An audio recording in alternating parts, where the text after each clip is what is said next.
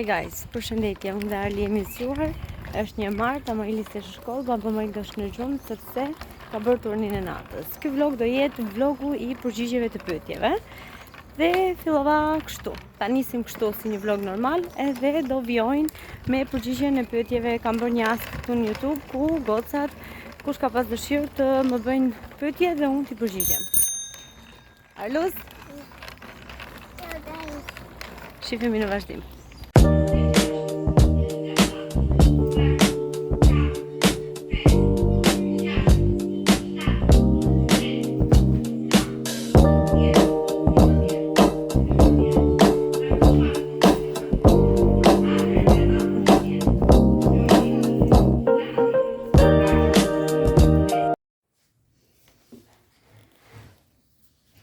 Hey guys, përshëndetje, si jeni? Ne jemi mirë, si që pat e kam nisur pak këtë vlogun, edhe vijimi do jetë që unë do përgjigjem pyetjeve që ju keni bërë në YouTube tek një foto që unë kam postuar. Do të dëgjoni zhurma, të bërtitura, të qeshura, të çara mbaste, se Arli dhe Amarilis përlozin në sallon dhe unë për momentin ndodhem te dhoma ime e gjumit. Dhe pa humbur kohë, vazhdojmë me pyetjet që unë i kam bërë tek ky postim në YouTube. Eli Prenga thot: pse nuk je shumë aktive këto kohët e fundit dhe ai është gënjur nga shoqëria, të përqafoj. Unë e kam thënë shpesh herë edhe me post, edhe me foto, edhe me short, pse nuk jam aktive kohët e fundit, duke qenë se kam rifilluar punën në fabrikë dhe më hap hapësirën e kohës që është 8 orarsh. Dhe kjo është një ndër arsyet më të rëndësishme pse unë nuk jam aktive në YouTube. Plus, shumë motive të tjera që mund të dalin rastësisht gjatë jetesës përditshmërisë, edhe shpresoj që jam përgjigjur gjysmën së pyetjes tënde. Gjysma e pyetjes tënde është: a jesh gënjur në shoqëri? Mendoj se s'ka njeri në këtë botë që nuk është gënjur sikur një herë në shoqëri. Patjetër që po, por që jeta vazhdon edhe shëqyr Zotit nuk na ka lënë pa shoqëri. Kush do të ngelet, ngel, dhe kush do që të largohet, largohet. Griselda Hysa, që e put shumë, më pyet: pyetja ime e parë, pse e ke gjakun aq të ëmbël që me shikim të parë njerëzit duan të jenë pjesë e jotja? Ma kanë thënë shumë veta këtë gjë, edhe kush e ka dash vërtet jetë pjesë ime, që edhe mua më ka shkuar mirë, është bërë. Por që nuk e di pse. Kjo pse kam gjakun e ëmbël, nuk e di, do të ma thoni ju në koment. E dyta unë mendoj se të gjithë familjarët e tu janë krenar për ty dhe pres nga ty të më thuash sa përqind mendon ti. Unë mendoj se nëse ka njerëz që janë shumë krenar për mua, janë pikërisht ata që më kanë sjell jetë dhe familja që unë kam ndërtuar. Dhe nuk mendoj ta krahasoj me përqindje, por që mendoj që jam drita e syve të tyre, edhe mendoj se kam vërtet një vlerë të rëndësishme në jetën e tyre, siç edhe ato kam për mua. E treta, si ja del me menaxhimin e punës, fëmijët, familje, sepse shikoj që ja del më së miri. Atëre, jo gjithmonë ja dal më së miri, mos bëjmë tani këtu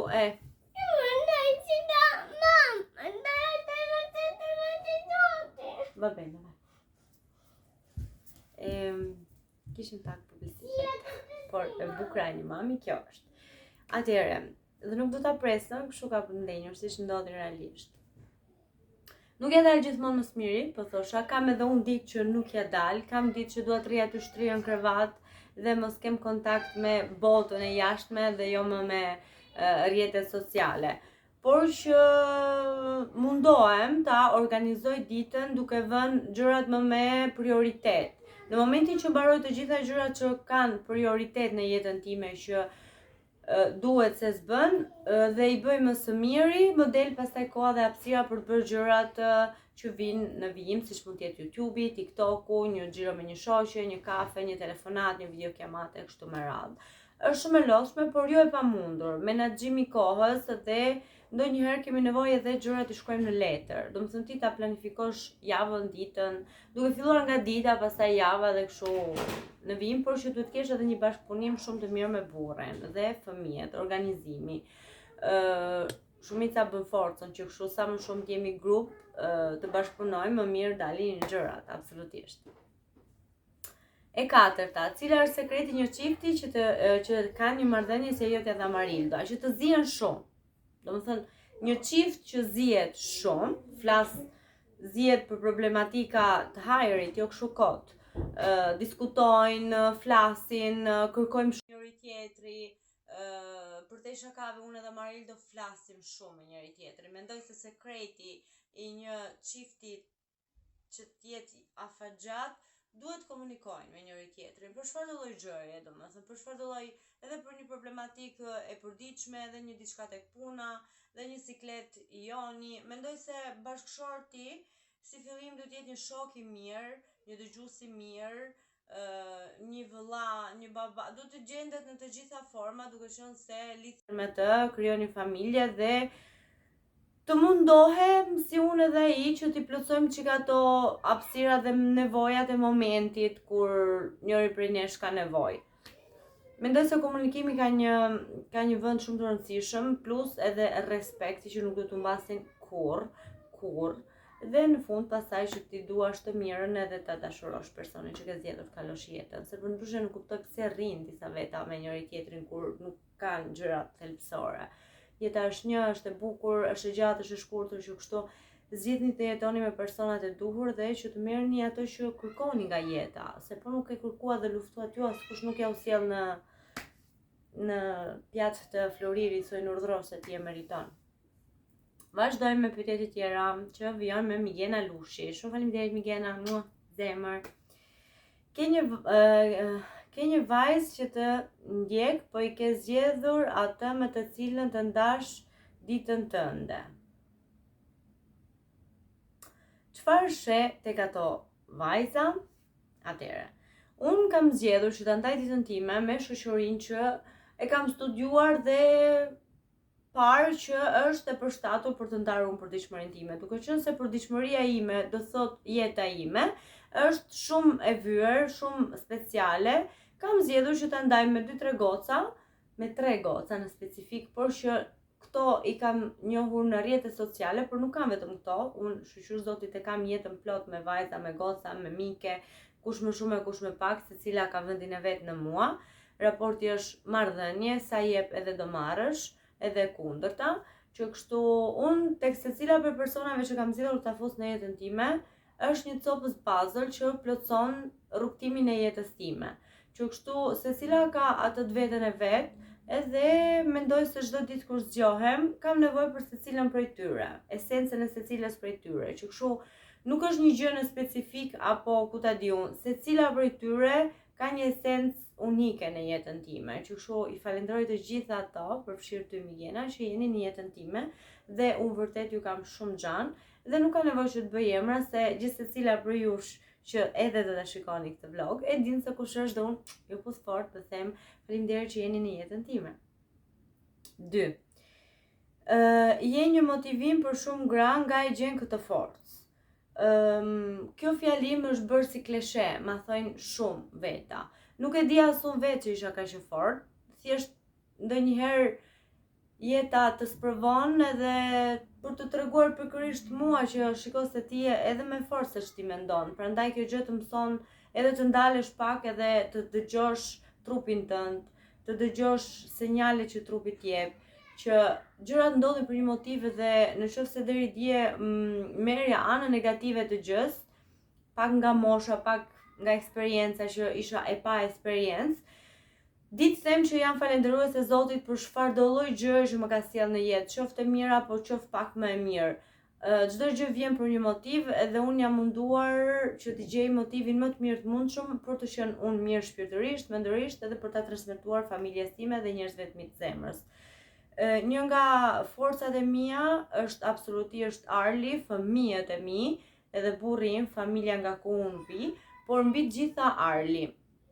Eksperienca e lindjes Arlit të bërit nën për herë të dytë nga një djalë kardiopatik, duke qenë se që sekondin e parë rrezikova ta humbisja fëmin tim, aty kam kuptuar që forca e një nëne është një forcë e mbi natyrshme, domethënë kur nëna kthehet në një forcë, mendoj se sundon gjithë botën, edhe mbi gjitha për dashurinë që ka për fëmin e vet.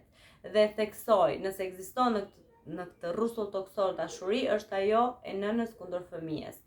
Që kështu mendoj se aty unë kam rigjetur një alket të fortë, dhe që nga aty pastaj nuk e kam lëshuar më dhe vazhdoj të jetoj me këtë alketën e fortë, edhe ecim përpara gjithmonë me besim në Zot dhe me njerëz shumë pozitiv rreth meje. Kjo është shumë e rëndësishme. 3. Nëse një ditë një person i larguar do të afrohet në jetën tënde, si do të reagojë ti?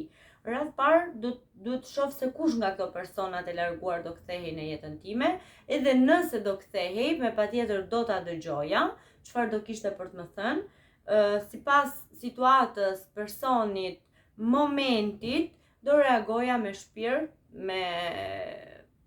me si do më vinte në atë moment, por që çdo njeri që rikthehet, mendoj se një shans i jepet çdo kujt që kështu, por nuk do jetë më si më parë asnjëherë. Domethënë një herë që thyet një diçka, kurrë nuk kthehet më si më parë. Ose do jetë e vakët gjëja, ose mund të bëhet edhe më e fortë. Këtë nuk e di unë. Kjo është një pyetje që hamendsojmë. E hamendsojmë kështu për momentin, por nëse ma bën këtë pyetje për pas një muaj, mbase mund të përgjigjem ndryshe. Jo sepse unë nuk jam e qëndrueshme në përgjigjet e mia të pyetjeve që më bëjnë, po pikërisht sepse neve përgjigjemi dhe reagojmë sipas momentit. Nëse në këtë moment mendoj kështu, nuk është të thënë se është kështu përgjithmonë. Por njerëzit kur largohen, ta bëjnë më të mirë para se të largohen, edhe gjërat që bëjnë, se unë jam një person që fal, por nuk fal që ti kam falur ato që më ke bërë. Fal sepse dua të jem mirë unë shpirtërisht dhe mos më peshojnë gjërat që më ke bërë. Fal për t'i lënë diku aty dhe për mos t'i rikujtuar dhe t'i bërë pjesë të përditshmërisë dhe jetës time. Ti je një person kur thua mbaron o fal. Sa po ta thash? Edhe nuk e dija që ishte kështu pyetja. Shiko,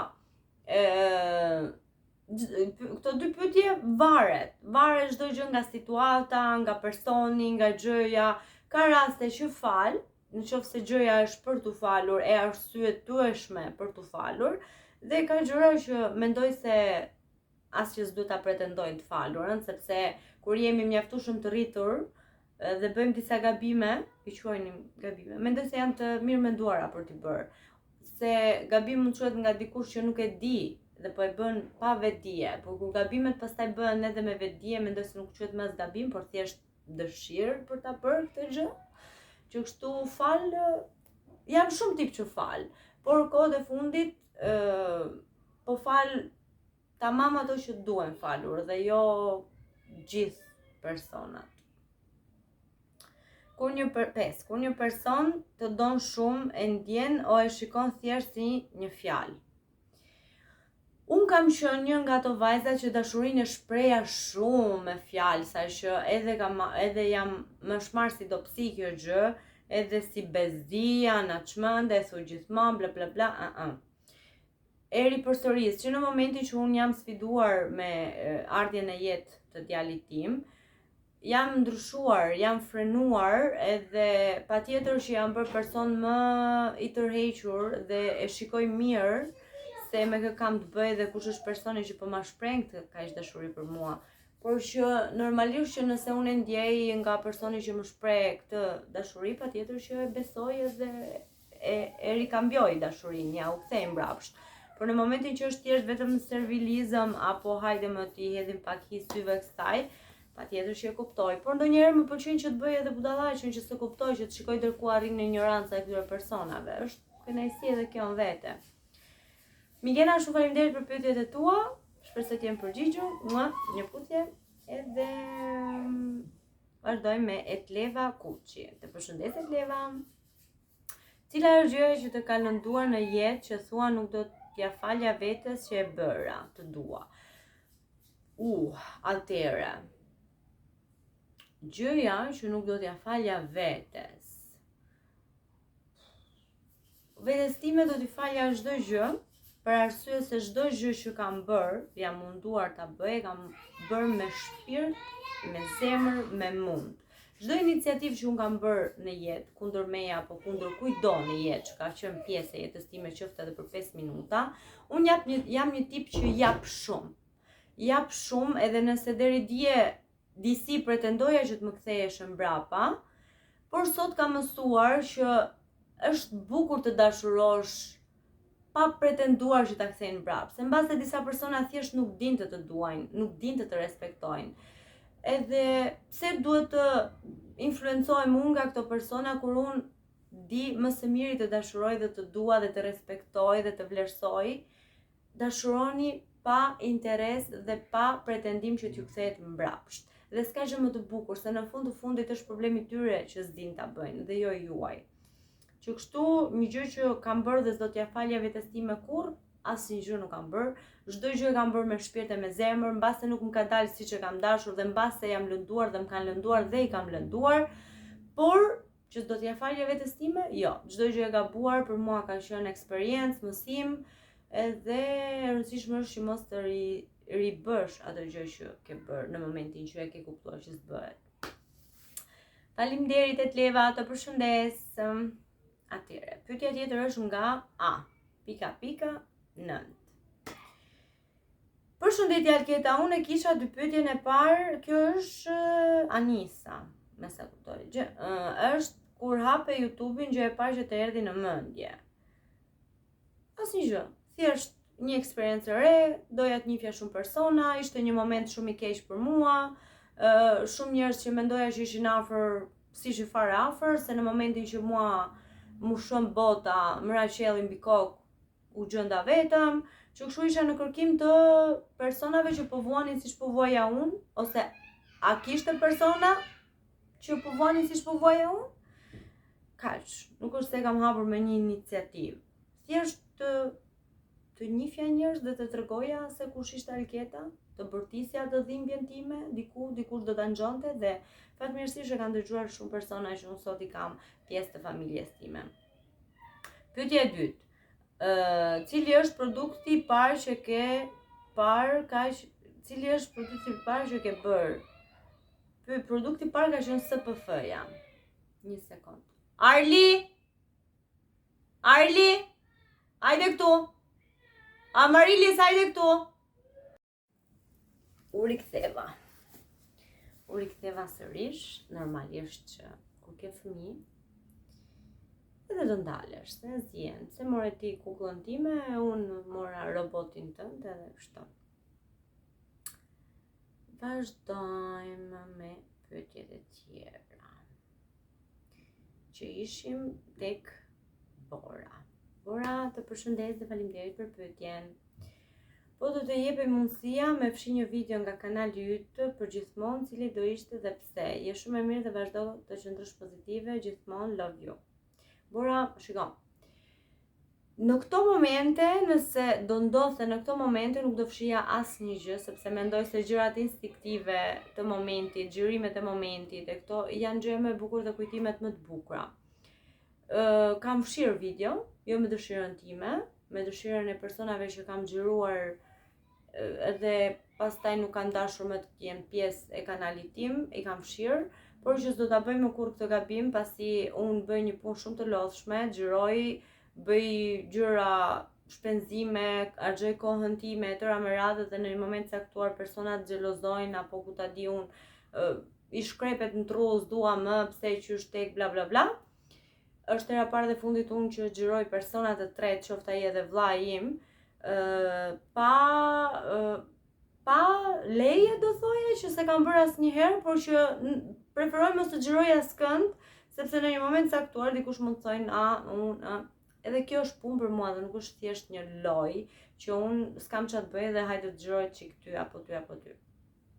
Kam fshirë plot video, jo me dëshirën time, për arsye personale, që i kam mbyllur dhe i kam fshirë, i kam eliminuar fare nga ekzistenca e jetesës time. por që mendoj se nuk është se është ndonjë gjë që të fshi një vlog, mund ta fshi edhe sepse ka bërë copyright për shembull. Që kështu për momentin nga vlogjet e mi ku jam unë dhe familja ime dhe njerëzit e zemrës time, nuk do fshi asnjë sepse më pëlqejnë ato momentet që unë xhiroj, sepse YouTube-i në fund të ditës është thjesht një blog kujtimesh. Kur fëmijët e mi të rriten, ne të plakemi dhe të kthehemi dhe të shikojmë për ditëshmërinë jetesën tonë se çfarë kemi bërë vite më parë. Faleminderit Bora. Vazhdojmë me Ajla këtu. Cila është gjëra më e vështirë si youtubere? Pyetja e parë. Cila është gjëra më e vështirë si youtubere? A është vetëm një? Jo. Ka shumë gjëra të vështira si youtubere. Si fillim të kesh kontakt me një popullat, sado e vogël, por nuk është kurrë një, nuk je kundër një me një. Edhe fakti që gjatë fillon numri edhe rritet dhe ti je një kundër një x numri, kjo është e vështirë sepse në mes kësaj popullatës duhet ta shikosh dhe menaxhor se çfarë tipologjie njerëzish të ndjekin. Ose më sakt, a je në rrugën e duhur apo e transmeton ato që çka ti do dhe pse ke hap YouTube-in. Rritesh, domethënë rritesh me kalimin e kohës edhe menaxhon, kupton shumë gjëra. Mendoj se ka shumë pika vështirësie youtubera, sepse jo të gjithë e mirpresin mirë, je shumë e kritikuar, e bullizuar, e sharë, dhe unë mendoj se çdo vajzë do përballet me këtë gjë, edhe shpresoj që çdo vajzë që ka dëshirë të hapin dhe unë uroj që ta hapin dhe ta jetojnë jetën dhe ëndrrën e tyre, se kjo është një ëndër e vogël që mund të rritet më të bëhet e madhe. Që kështu ta provojnë, por që nuk është e thjeshtë. Ka edhe komente shumë ofensive, mund të arrim deri në mallkime etj me radhë, por që duhet të fiksoni një gjë në kokë, që ju e njihni veten tuaj shumë mirë se kush je, siç unë e njoh se kush është Alketa, e di se çfarë dua, e di kush është rrugtimi im, e di pse qysh tek edhe çfarë, edhe nuk ndikohem absolutisht fare, zero, për sa i përket komenteve, se në fund të ditës këto persona negativ, nëse do më vinte nga një person që e njoh, e gjitha me radhë, domethënë, dhe duhet valutuar edhe këtu qysh është ky personi, se gjithmonë do t'i jepni rëndësi fjalës nga kush goj del, domethënë, mos i jepni as më shumë as më pak. Por që ofendime nga persona që s'mjohin dhe shohin vetëm grimcat e jetës time, s'ka problem, bujrum, duhen edhe këto. Nuk është një gjë. YouTuberi është gjatë gjithë kohës e sulmuar, domethënë, sepse jo të gjithë të duan në fund të ditës dhe neve jo të gjithë duam dhe na pëlqejnë. Duhet ta normalizojmë si gjë dhe të ecim përpara me objektivet që kemi në tru, në zemër, në kokë, të ecim, go. Që kështu video më e çuditshme që ke filmuar. Unë mendoj se çdo videon ka ndonjë grimcë të çuditshme. Sepse mbase e nis ndryshe dhe del ndryshe. Nuk është se kam një në specifik me thënë drejtën, por mendoj se videot e para fillim fare kanë qenë çuditshme në mënyrën e vet. Si ndikojnë fansat në idetë të videove.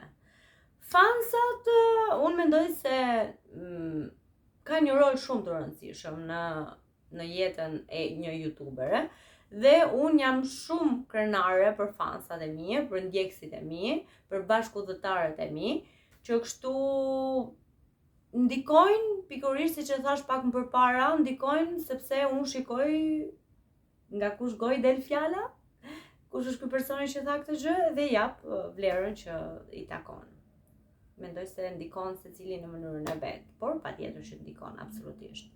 Faleminderit Ajla këtu dhe vazhdojmë me Mami 3 Girls, që përshëndet, se është një nga ato ndjekësit e mia shumë të vjetra. Je shumë e bukur dhe e mrekullueshme. Si kishe menduar jetën para se të krijoje familje? A kishe menduar kaq të bukur sa e keni tani me familjen të mrekullueshme? Shiko. Kjo është një ndër ato pyetje shumë të bukura, se çuditërisht, nga që unë jam dashuruar shumë e vogël me Amarildon, që kur ishim në shkollë, që kur isha në klasë 5 dhe Amarildo në klasë 6, ku aty ku vajzat fillojnë dhe ndërrojnë për burrin e vet, familjen e vet, si do jem unë nuse, bla bla bla bla bla. Se atëherë s'kishte telefona, s'kishte kështu navigatime, dhe gocat direkt dashuroheshin, edhe kjo ishte. Mbaroje shkollën do martoheshe.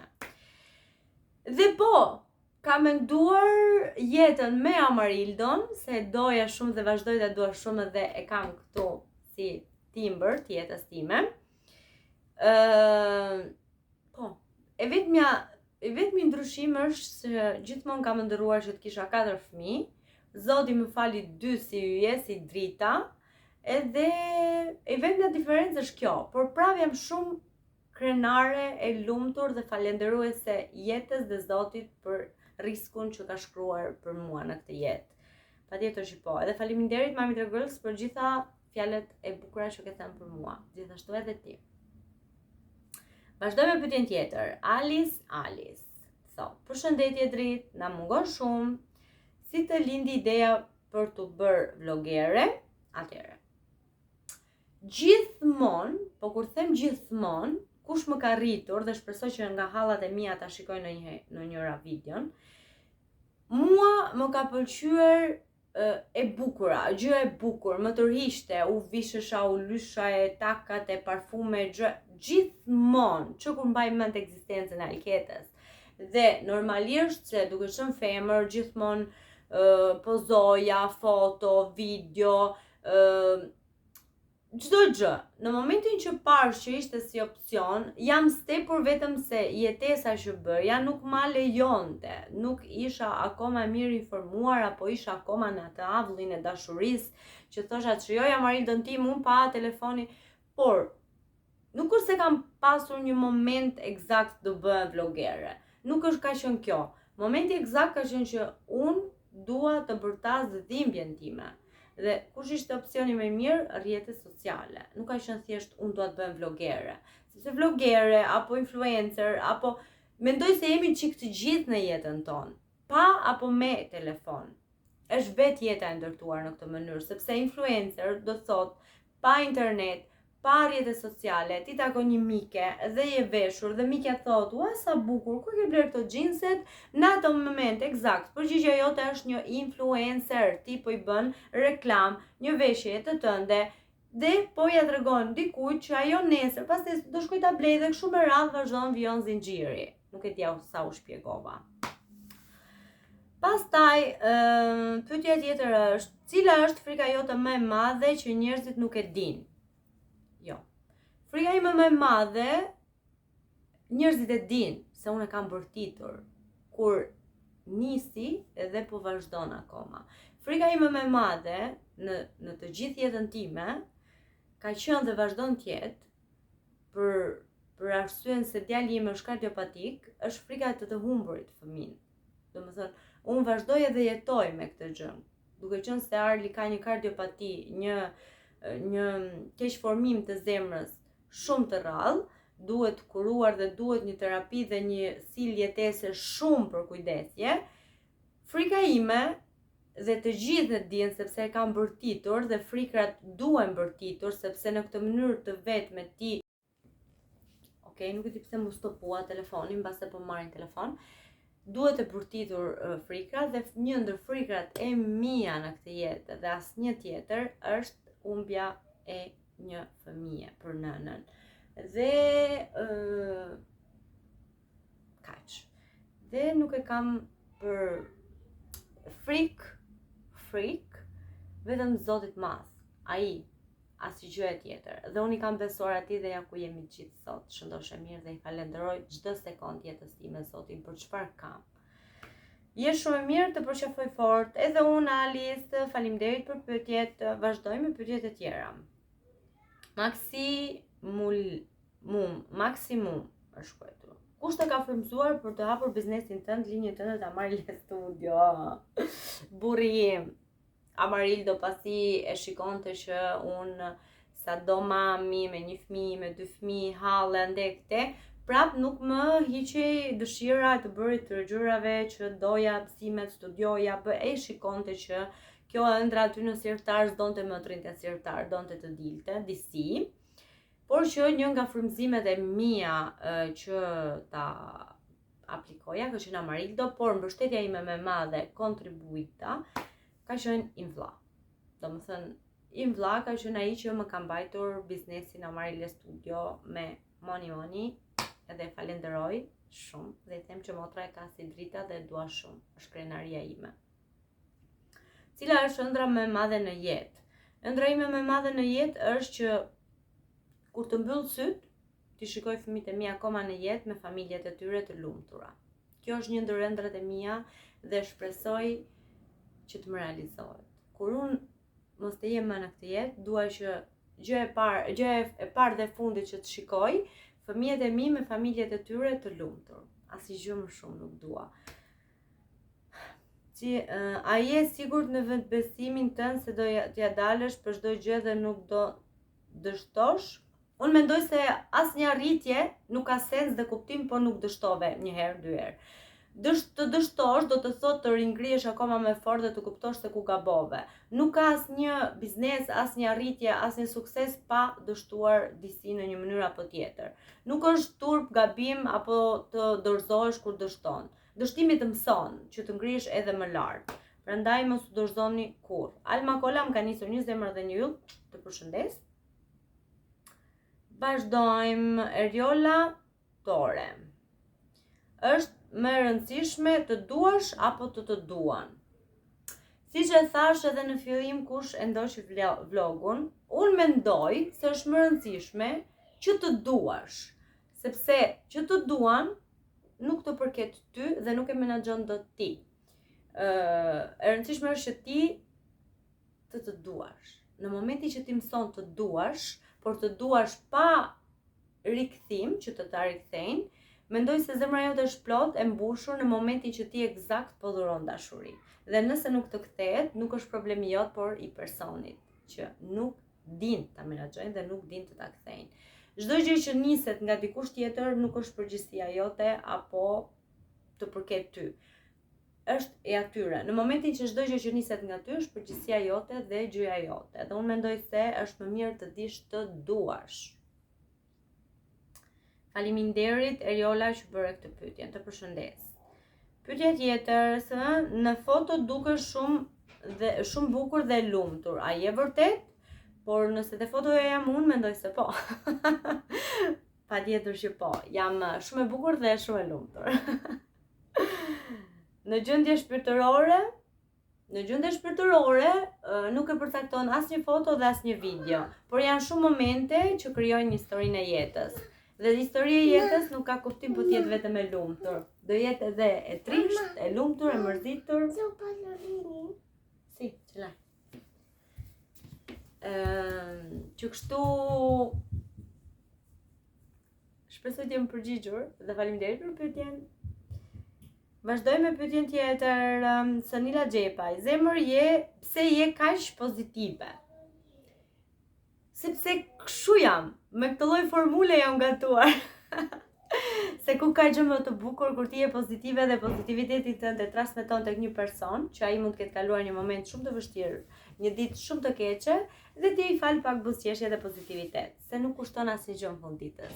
Dhe unë jam një nga ato personat kur e transmetoj pozitivitetin tim dhe shikoj që deporton, arrin tek personi dhe e bëj të lumtur, jam 3 fish me lumtur dhe aty rritet akoma më shumë pozitiviteti. Faleminderit Sonila, të përqafoj. Ornella Loçi. Të përshëndes, faleminderit për pyetjet. Oblet punëtore. A je atje ku ke parë veten para disa vitesh? Shiko Ornella. Mund të përgjigjem që jam edhe më lart ose edhe më poshtë, nuk e di. Unë gëzoj dhe jetoj çdo moment jetës time, qofshin ato edhe shumë të këqija. Sepse, siç e thash pak më përpara, jeta është e bukur sepse është me sfumatura, me dallg. Çdo gjë ndodh për një motiv dhe të paktën punoj me veten time dhe mundohem që t'i marr anën pozitive të çdo gjëje.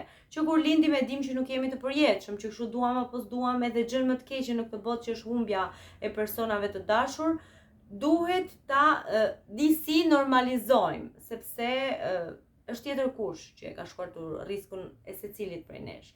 Prandaj mendoj se jam atje ku Zoti ka menduar se unë do të jem dhe je falenderoj sërish Zotin për çdo gjë që më ka falur deri më sot. Mendon se ja ke arritur sa do pak? Mendoj se tu përgjigja. Je shumë motivuese dhe na mungon moj të uroj vetëm të mira në jetë. Mua, gjithashtu dhe unë ty.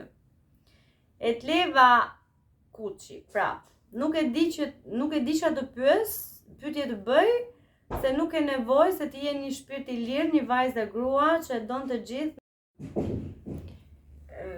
mendoj se çdo gabim është mësim edhe po ta fshi, i bie që s'do ta ke marrë kurrë atë mësim. Që kështu asgjë. Alessia, faleminderit akoma. Cindy Rexhepi, pse je kaq e bukur o dritë?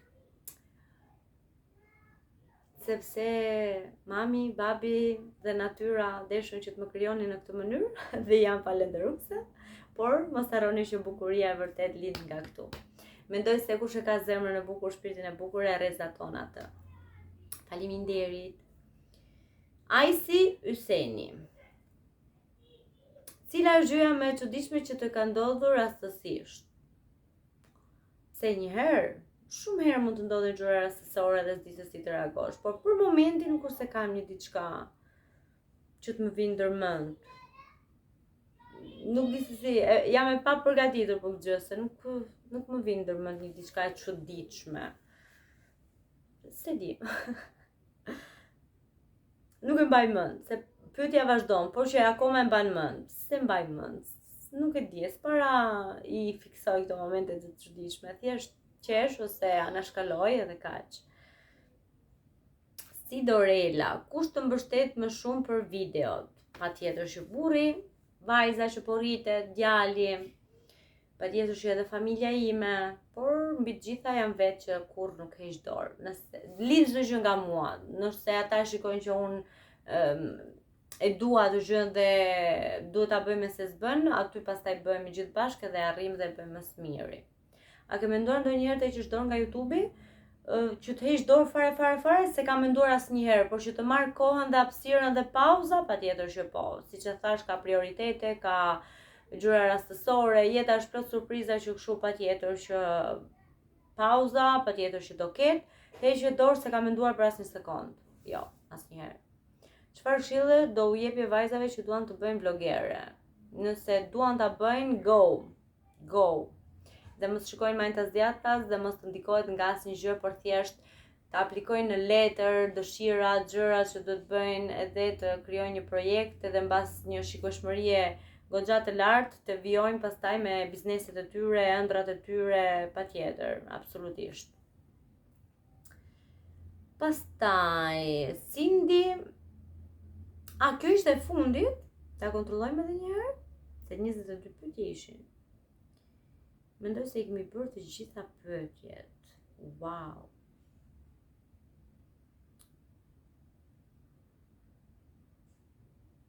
Mendoj se po. Po bëj një kontroll, por që po. Shpresoj shumë që kjo video e pyetjeve t'ju jetë përgjigjur të gjitha pyetjeve që ju keni bërë dhe t'ju ke marrë në ndihmë sado pak. Dhe diku këtu t'ju përshëndes, t'ju them që ju kam shumë xhan, edhe që t'ju uroj një behar sa më të bukur, sa më plot rreze, t'ju rrezatojnë shpirti me familjet e juaja, të bëni sa më shumë foto dhe video kujtime, që t'i keni dhe mbi gjitha t'i shijoni me familjet e juaja. Dhe nuk është e thënë që të udhëtosh në një vend wow, larg apo çfarë, pushimet bëhen bukur edhe në shtëpi, edhe diku afër shtëpisë, në një park, në një pishina, në një kështu, rëndësishme është koha. Zgjidhni që kohën ta kaloni me njerëzit më esencial të jetës tuaj, sepse koha ikën për të gjithë, të bukur, të pabukur, të pasur, të varfër, që kështu zgjidhni të kaloni kohën me njerëz që ju mbushin shpirtin dhe zemrën. Ju përqafoj fort, faleminderit që jeni gjithmonë këtu për mua, më suportoni, mbështetja juaj është shumë thelbësore dhe rëndësishme për kanalin e YouTube-it, por jo vetëm, dhe për gjithë rrjetet e mia sociale, që e dini që po me të njëjtin emër më gjeni gjithandej, TikTok, Instagram, gjitha. Faleminderit akoma dhe unë ju dërgoj shumë puthje dhe shikojmë në vlogun e radhës. Mua! Ciao!